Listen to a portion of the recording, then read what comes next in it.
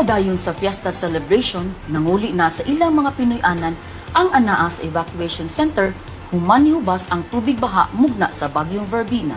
Bisan pa sa mga hagit, gipalig-on sa mga karkaranon ang hugot nga pagtuo sa pagsaulog sa fiesta ni Santa Catalina. We are, I think, Karkaranas are very resilient, and then kahuman sad ka ng mura bitaw og whatever comes our way, we always try nga look at the brighter side nga bahala na og mabahaan ta. Ang importante nga walay na nga unsa, walay dako nga damage kanang maora kay ang amo ang gi-celebrate pod is ang faith namo nga gamay ra ang na damage sa amo kay tungod giprotektaan mi sa amo ang mahal na patron.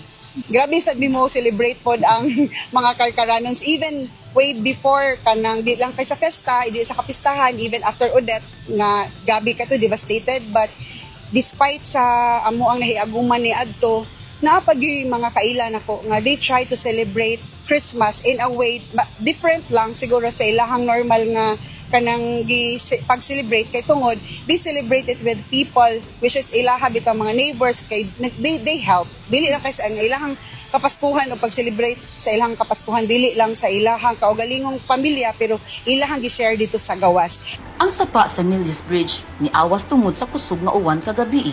Gibahaan ang Barangay Poblasyon 1, Poblasyon 2 ug Poblasyon 3. Ang Provincial Disaster Risk Reduction and Management Office nagpadayon sa pakig-alayon sa Karkar City DRRMO sa pag-alerto samtang nagdagtong pa ang kalangitan. Actually 1:30 pa lang nag-roving or 12 midnight pa lang nag-roving nami kay we had weather advisory from Pag-asa na though hinay na siya, it's because it's just tropical depression. However, ang iyang dad-on nga uwan is around 100 to 200 mm rain. Pero nagbaha yun ang karkas.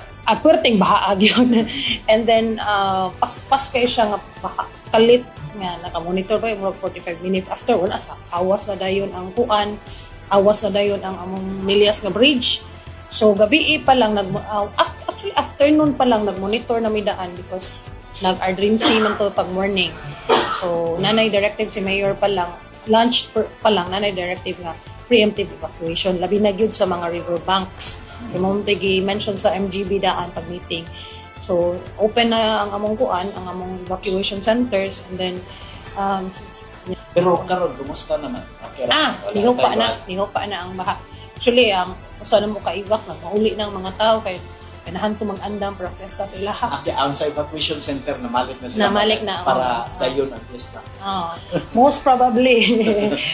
Kini ang istoryang may labot ang Sugbo.